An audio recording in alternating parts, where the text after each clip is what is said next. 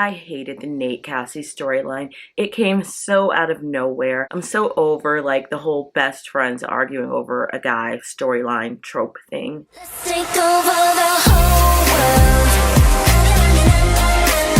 That's what we're made for. Hey everyone, it's Bianca Melrose. Welcome back to my channel. Don't forget to subscribe so you don't miss any pop culture content or any of my interviews. Now let's get into this Euphoria Season 2 review. McCrae was missing, and I didn't like that.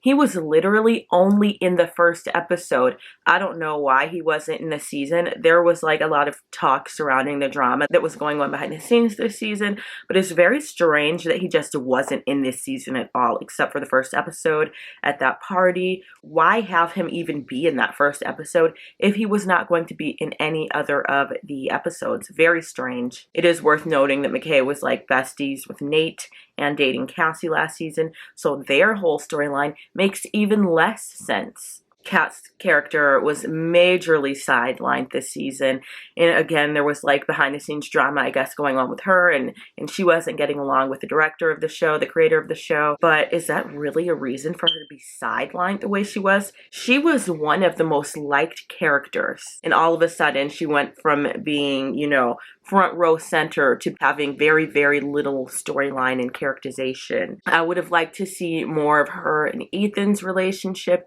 and maybe why it fell apart, why she wasn't into him anymore. That would have been interesting. Even the way that she broke up with him was really, really stupid. She could have broken up with him way better than that fake like brain tumor cancer thing she was pretending to do. That scene in the earlier episodes where Zendaya's character Rue and Fezco, where they get caught up with those drug dealers and they make everyone take their clothes off right then and there, and Rue does not have to take her clothes off right then and there. She gets the opportunity to do so in the shower. The drug dealer lets her take her clothes off in the shower, and then that's it. I felt like that was so phony. There's no way a drug dealer like that, as aggressive as he was, would have just let her go have that privacy to take her clothes off in the shower, and then that would be the end of it.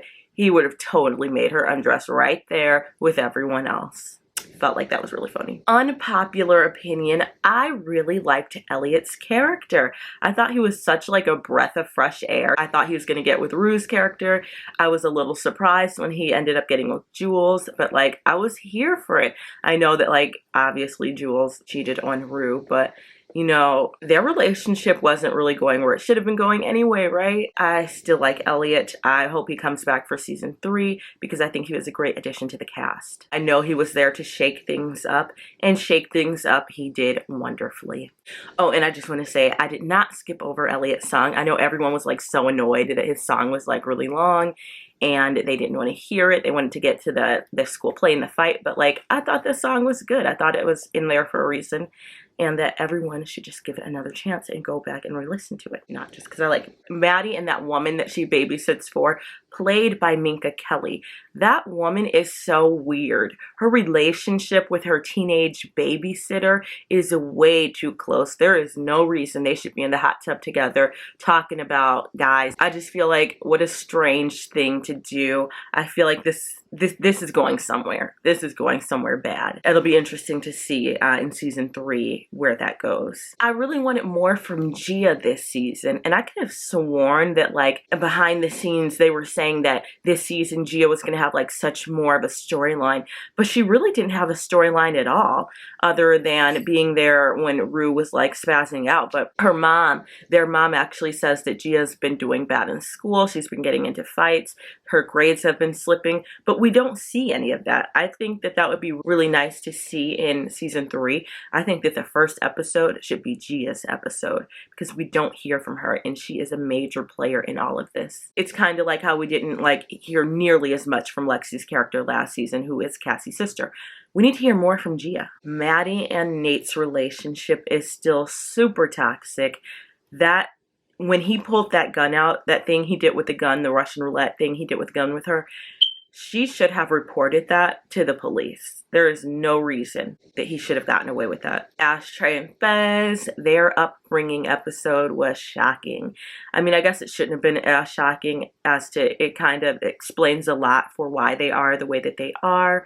The shootout with the police was wild. I was not expecting it to be that intense. I was not expecting it to be that intense. It's really unfortunate. It's just really unfortunate.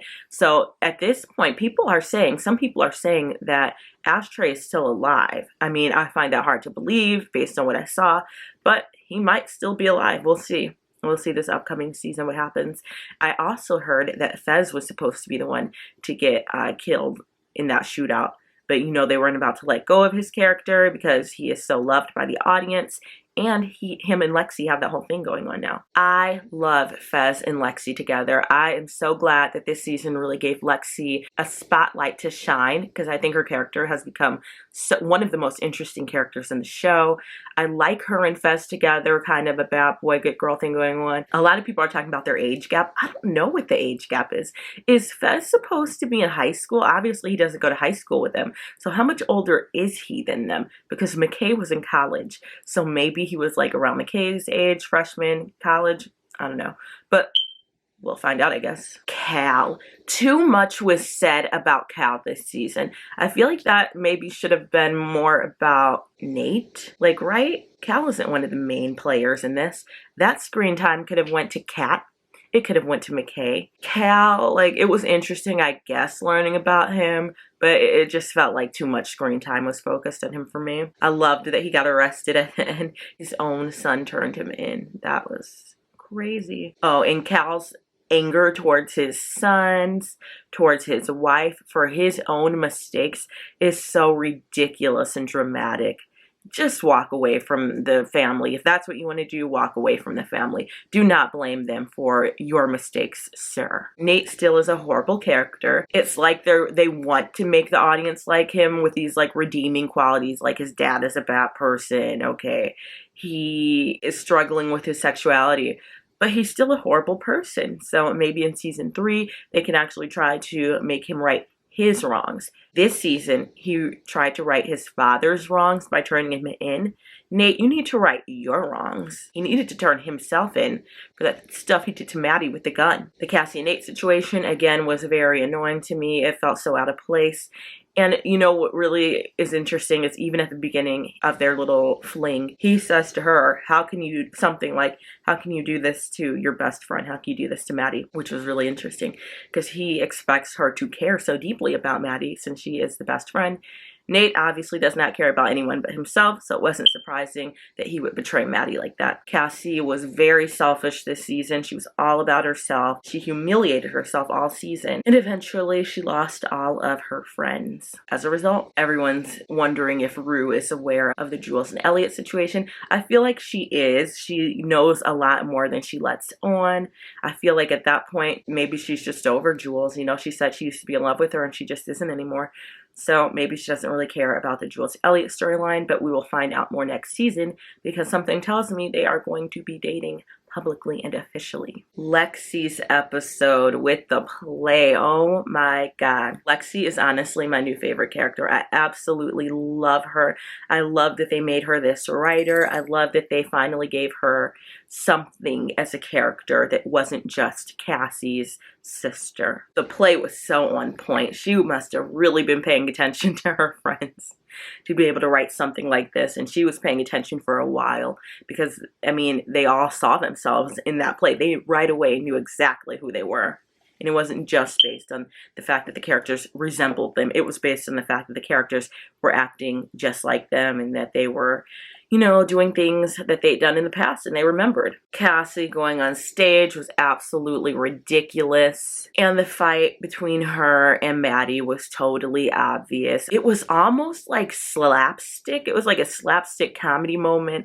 It just felt stupid to me. Like, they should not have fought on stage like that. I don't know. I felt like Euphoria could have did better with that. It just felt so dumb for a show that is smarter than that, in my opinion. But honestly, the friendship between Cassie and Maddie is at the point of no return, very toxic. I don't think they can ever be friends again. Just like I don't think that that Rue and Jules can ever date each other again. Also, no high school in America or probably any other country in the world would have allowed for that play to go on the way that it did. It was so inappropriate. Oh my gosh. It wasn't even in a college setting. It was a high school setting. Somebody would have ended that. They would have put the curtain down. Rue's rock bottom episode was really, really, really powerful. I thought it was very well done. It was probably one of my favorite episodes of the entire season. And everyone really got on Jules, you know, and Elliot for being snitches and telling Rue's mom that she was selling drugs.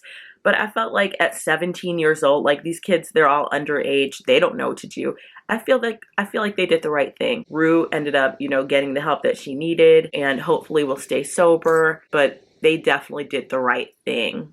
Anyone that says they didn't is lying. Loved that Rue loved the play. She was like one of the few people that wasn't offended by the play, which I thought spoke volumes. Also, that situation where she ended up like locked in that woman's home after she like injected her with drugs. Wow, what a powerful episode.